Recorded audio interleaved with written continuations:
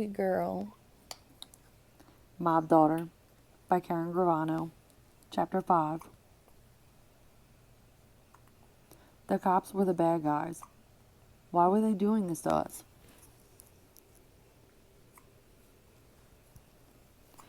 Todd Hill was the classiest neighborhood in Staten Island. Almost everybody lived there.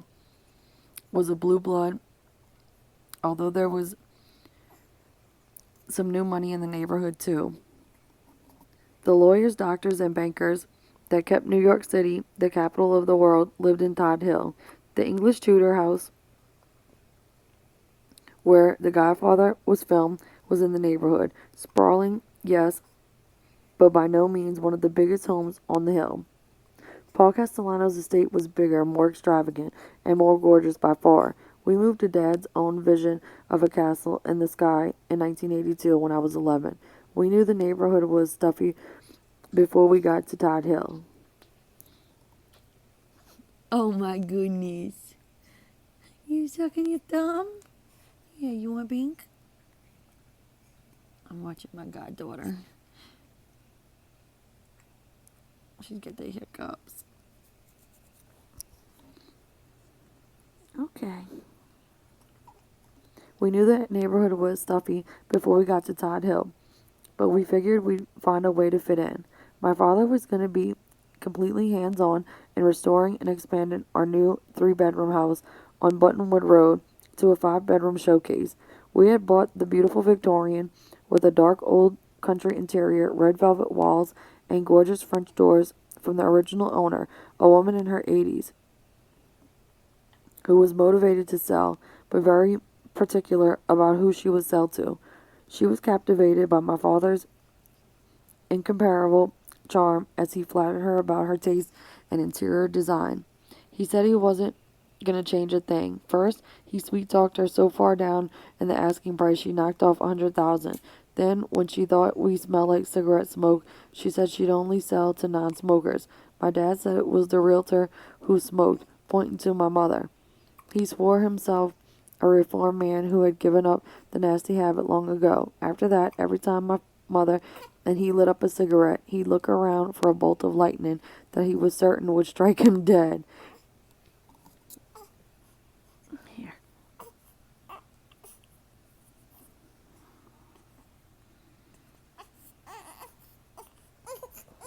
Uh-oh. Come here. I'll hold you. Come on. Come on. All right. Isabella.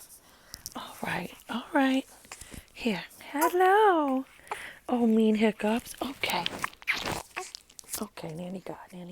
Okay. Nanny got you. Nanny got you. You're good.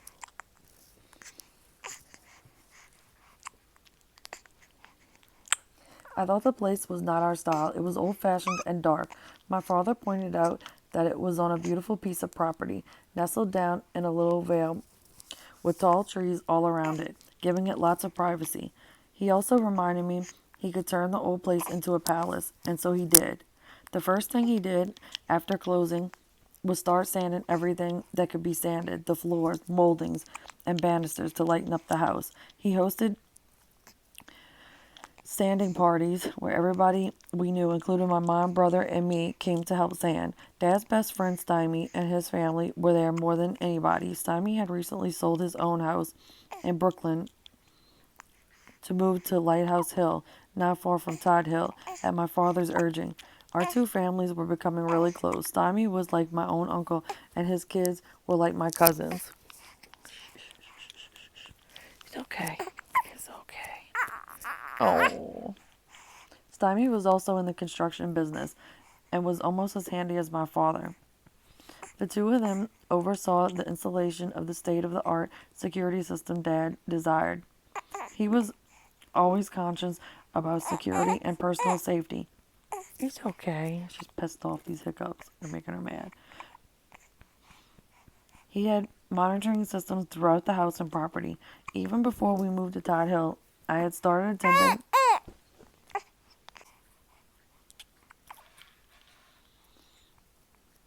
The two of them oversaw the installation of the state-of-the-art security system Dad desired. He was always conscious about security and personal safety. He had monitoring systems throughout the house and property. Even before we moved to Tide Hill, I had started attending the exclusive private school there, Staten Island Academy. Dad said I was going to be a lawyer someday, so I needed to upgrade my education. Knowledge is power, he would always tell me. My mother would drive me from Leggett Place, which was 4 miles away on the back roads. She'd be wearing bell-bottom jeans and a sweatshirt, and she had very permed, dark brown hair cut no longer than her shoulders. She'd be behind the wheel of her Ford Bronco and a long line of Mercedes Benzes. The other moms would be very stylish, wearing fur coats, even if it was only for the morning drop-off. I was a little embarrassed that my mother was so Italian homey. I begged her to try being a bit more fashionable, to wear fur like the other mothers so she could fit in better. She told me to deal with it. She was who she was, and she wasn't going to change. She didn't care what other people thought about her. She had the fancy trappings in her closet. My father adored giving her furs and expensive jewelry, but she was a jeans and sneakers kind of person. So she left the furs in the closet and Bubbles' home in the safe. Unfortunately, I was not as self-confident back then. I had stopped hanging out with the old friends from Leggett Place to fit in with my new friends. The longer I lived on Todd Hill, the more desperately I wanted to be accepted by my classmates. They were all members of one country club or another. I begged my dad to join the Richmond Country Club in order to be with my newer, richer friends over the summer break. Dad balked at first, but eventually was agreeable to the idea. He grabbed one of his buddies and we drove to the club in the Lincoln Town Car to find out about a membership. I spotted one of my girlfriends as soon as we entered the clubhouse, and I hung out with her while Dad went into the office to talk about joining. I thought he looked a little out of place in his sweatsuit and pinky ring, but on the other hand, that was his style. I was in the clubhouse only about 15 minutes when I heard the door to the office fly open and saw my father emerging red-faced. Oh, shit. Uh-oh. Bella thinks that too. Uh-oh. Okay. All right. Mean hiccups. Sorry, y'all. Oh my goodness. Okay, okay, okay. Shh, shh, shh, shh. Okay, baby girl. Okay, okay. I know those hiccups. Been having those hiccups for a long time. I know. I was in the club room only about 15 minutes when I heard the door to the office fly open and saw my father emerging red-faced. Baby, let's get the fuck out of here. He directed, waving his hand in the air for me to follow. I'm familiar with this. Oh my god. Baby, let's get the fuck out of here. Embarrassed, I said a quick goodbye to my friend and rushed out after him. Climbing into the passenger seat of his big Lincoln, I waited for him to say something first.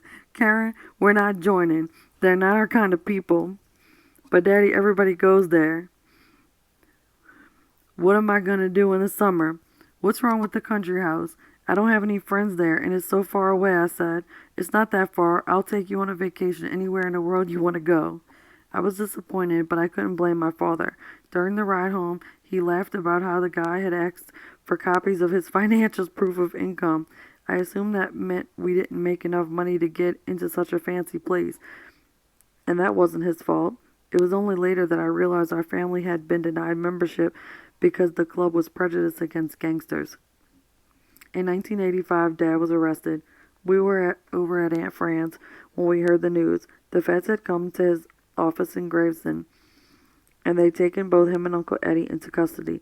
The police had been looking at Dad for 3 years, ever since Fiala's murder, but they couldn't get him on that charge. Even though the police were pretty sure Dad was involved, the detectives could not gather enough information, so the investigation went nowhere. Everyone in the neighborhood knew what had happened, but no one ever told on my father. The cops couldn't get him, but the feds did. They indicted him and my uncle on money laundering and tax evasion charges related to the sale of the Plaza Suite. As part of the investigation, the feds even raided our farm in New Jersey, which was like our heaven. Up until that point, our neighbors in Cream Ridge really didn't know who Dad was. Sure, they thought he was different, shady perhaps, but they didn't really know he was this ambitious gangster, Sammy the Bull. They just knew him as Sammy. I suspected my father had likely played a role in Fiala's demise. Still, I found myself feeling bad for him. He was under tremendous stress because of all the heat coming down on him. Years later, we would have to sell the farm at Greenbridge to pay the $300,000 tax bill Dad owed the IRS. Even though it sounds crazy, seeing my father so upset made me feel like the cops were the bad guys. Why were they doing this to us? The day before Dad learned he beat the rap on the tax evasion charges, his best friend Stymie was gunned down at Tolly's, a bar that my father and Stymie owned together. Aww. What should have been a time of celebration was now marred by the loss of his closest friend. The Colombo associate who killed him was drunk and high and out celebrating the fact he was about to be made. Stymie died honorably, protecting the female bartender who was being harassed by the bastard. Everybody in our family was devastated. Stymie was family to us. He and Dad had redone our Todd Hill house together. I went to the funeral. It was weird how many people were specifically giving my father their respects and condolences. They were saying, "Sammy, I'm sorry." Why were they paying him respect? That's not his brother, I thought.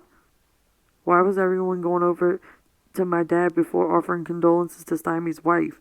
That's when I started looking at it and saying my dad must be the boss here. He was definitely the boss of everything here. When my father had been made, he got his own crew. The crew was like our family. We went on vacations together. Stymie had been closest to Dad, but the whole crew was in mourning when he died. They were Louis Melito, Old Man Peruta, and Thomas Huck Carbonaro, all in a state despair. This was the only time I ever saw my father cry. I saw him in the kitchen when he came downstairs after the funeral. I saw a single tear. That was it. And that was chapter 5.